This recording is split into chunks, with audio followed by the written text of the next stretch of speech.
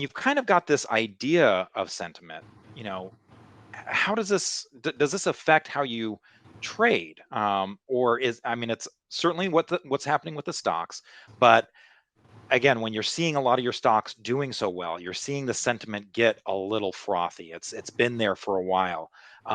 You mentioned earlier how you like to sell into strength. So, what are kind of your rules that you employ in order to kind of take some of those chips off the table before that seven comes rolling? Yeah, sentiment really only affects like my actual trading when it's really super excessive and the technicals are agreeing with it. Like for instance, if I've got a lot of stocks that are really extended and things are just going great for a long period of time, and sentiment is really lofty for an extended period of time, then I'll take it into consideration. It might actually affect my decisions on the stocks, but generally it doesn't. It just gives sort of giving me an idea of where we are in the bigger picture. I really 95% of everything I do is just the stocks. This Hmm. is this is a key. This was a key change in my career. When I first started, I started as a quant. I ran models and formed an opinion on the market based on my quant models. And then once I was bullish on the market, I then looked at the groups and looked for the best groups. I did group relative strength work, look for the best groups, and then from there, when I found the best groups, I looked for the leading stocks in those groups. What ended up happening was The top-down approach, what a lot of a people call it, top-down right? approach. Yeah, Hmm. I was missing the leaders every single time. I was never in the leading stocks. So, this is how it happened. I would find some stocks that were setting up, but then I would notice, wait a minute, there's these three or four names that have already doubled, and they set up perfectly 3 months ago. They set up perfectly 6 months ago. Hmm. Um, why didn't I see those? Well, because I was fixated on the market, and leaders lead. So they were setting up and in many cases taking off before the market even bottomed in a bear market or just as the market turned up and sentiment hadn't turned and the trend indicators and all these things that I was watching that were lagging or coincident. So I flipped the whole thing around. I said, I'm going to do just the opposite and experiment stocks, group, market. So, meaning, okay, if I see a couple stocks taking off, well, then I'm going to look at that group and see that and see if that's a group that they're leading in. And then from there, as the groups start working and stocks start working, that means that the market's pretty good, and I'll start looking for the signs of the market's bottoming, and then everything changed. It was about 1989. I started flipping that around, and I start latching on to some really good winners. LA Gear was one; it went up 400% in like a Hmm. year. Then 1990 came, and I was really prepared with that bottoms up approach, and I found Amgen and U.S. Surgical and all these stocks that O'Neill was in and David Ryan was in. We were all buying the same names back then. They had big earnings and were coming out of bases and holding up really well in the bear market and going into new high ground. Some of them even before the Dow had the Dow and the Nasdaq had made their bear market low in October. They were breaking out to new highs, and Hmm. the Dow didn't really take off. It still went through like a troughing period. Didn't take off until we went to war in Iraq on January. I think it was January 15th. It was either the 4th or 5th or the 15th. I think it was January 15th, and then the market blasted off.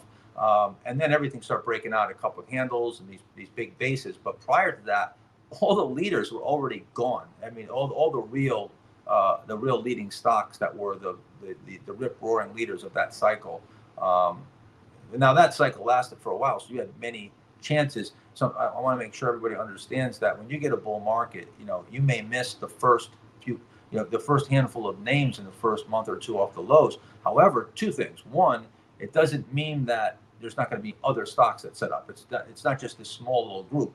You could have waves and waves and waves and many new stocks that come public and come to market or set up and go into new uptrends months and sometimes even years after the bear market. And also, those initial stocks that maybe break out off the lows usually give you another one, two, three bases to trade off of. So even though you may be paying higher for them, it doesn't matter as long as they go higher from there.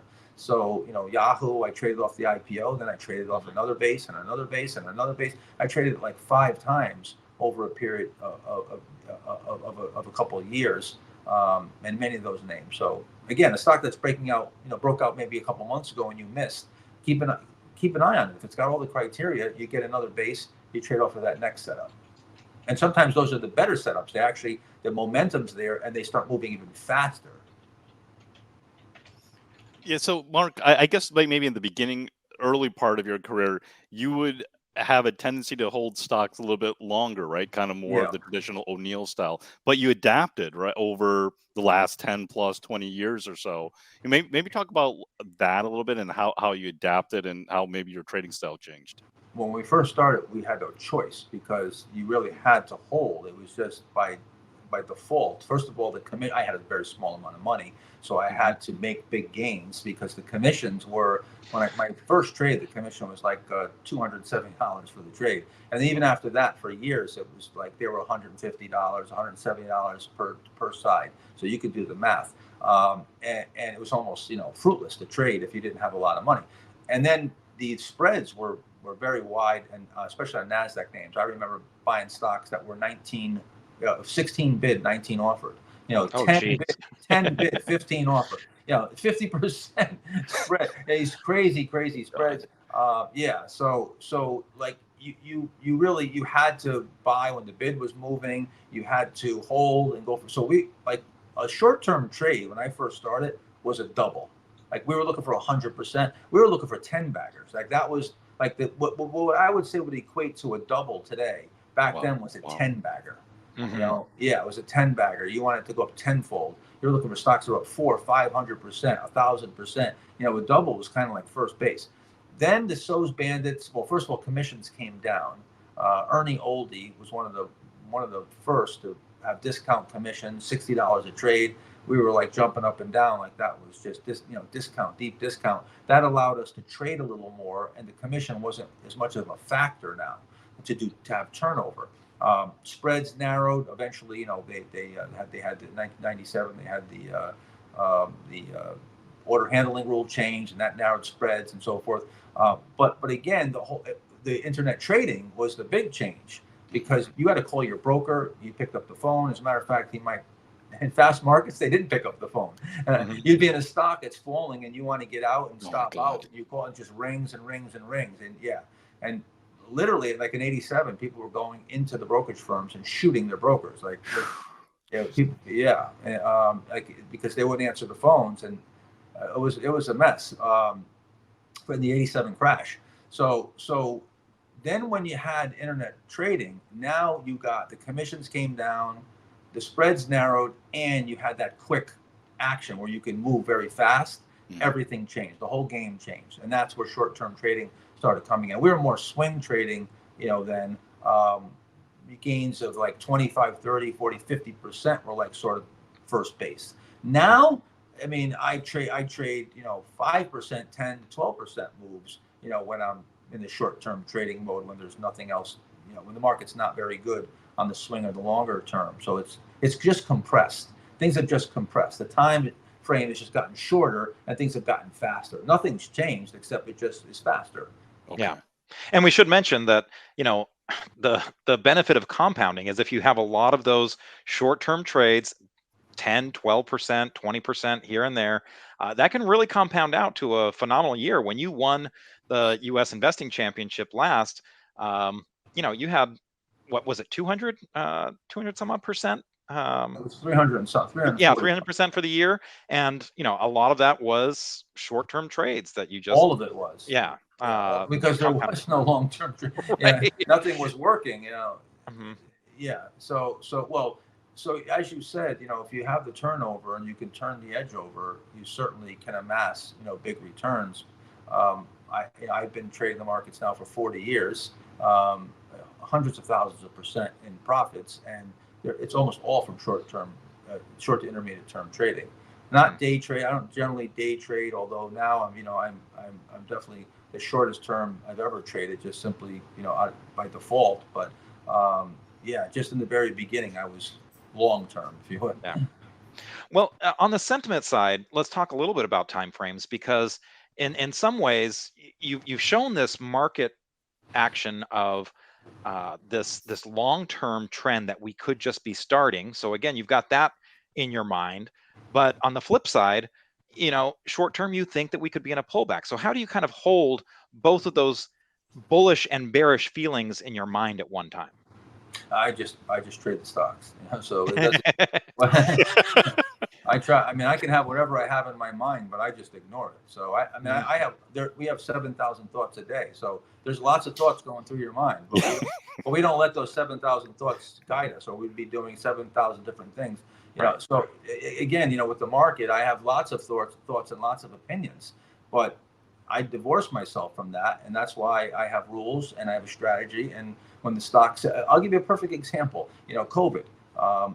You guys know Mark Ritchie, of course. He works for me now. He's a phenomenal young, still relatively young trader. Incredible results over the years.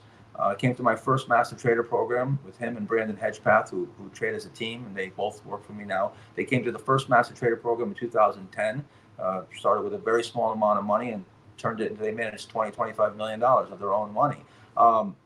He at the time, he's working for me, and we get the COVID decline, and after that, around April of that year, coming off the lows, stocks started to set up according to our criteria. He calls me up and he says, what do we do here? I mean, there's stock setups, but we're not buying them, are we? I mean, it's like the end of the world. I said, we buy them. If they're setting up, we buy them, and we set our stops. And if we get knocked out, we get knocked out. But we're buying the setups. We're not gonna have an opinion here, and just because we're scared, that's that. Matter of fact, the best conditions that I've seen in the market after 40 years of doing this is when everything's negative, you're terrified, and there's lots of stock setups. When I'm scared to death and there's blood in the streets, but there's stock setups, that's the key. I'm not buying when they're down and trying to bottom fish. When there's stock setup, stocks coming out of basis, coming out of my signature VCP, when we see a lot of those stock setups, just believe the stocks. They're right a lot more than your opinion. So we bought them, and it turned out to be a great. Matter of fact, that was the year that Mark Ritchie, I think he was up 350 or 360% that year. So he had a great year. And that's when DocuSign and all these, and here's a perfect example of stocks really having the final say, and where one door that closes or you opens another door. So it was a disaster, right? COVID was a disaster for a part of the economy. It was also a gigantic boom for another part of the economy. Yeah. Zoom, DocuSign, the online, the stay at home, Teladoc, all those stocks blasted off, and there was a bull market. So, as Kramer says, there's always a bull market somewhere, right? That's actually true. There really is always a bull market somewhere. Maybe there are periods of time where all assets go down in a severe bear market, but money has to find a home, and it rotates around. And every door opens up another door, and sure enough, that led to some really great opportunities, and many of those were short-lived, but huge gains in a very short period of time. Yeah, exactly. Yeah, and if you don't take those gains, they've all round tripped or even gone a lot lower than absolutely. You got to remember that the leading stocks turn into some of the best shorts later on, and because most companies can't sustain that type of growth for and the market goes to extremes. So you do have to lock them down. I know we have these examples of Amazon. Well, if you held Amazon, you would have made 80,000, made 100,000%. But would you really have held? Would you really have gone through a 90% decline? Would you have not? Well, how about okay, so you sell it 100,000%, but you wouldn't have sold it 10,000%. Or how about 1,000%? Most people, they would have sold when they're up 6 points. That's like nowadays. So it's unrealistic. It's completely ridiculous to say hold for 100,000% move. I'm sure there's somebody out there who did it, but not many. Yeah. And to your point earlier, that 50-80 rule comes into play a lot of times. So not something that most people can sit through very well. And who wants to lose 80% of their money? I mean, that's no fun. Yeah, the real thing that I have learned over the years, over the decades of trading, is that it's simply unnecessary. I can make my return. I can make the return that I want to make without the volatility, without going through those big declines. without being invested all the time and fully invested and being exposed to risk, I can still make those returns and trade, swing trade, shorter term trade, and be in and out of the market at opportune times. It hasn't been necessary for me to take that type of risk and go through those big declines. And Bill O'Neill would concur. This is where I learned a lot of this was from Bill.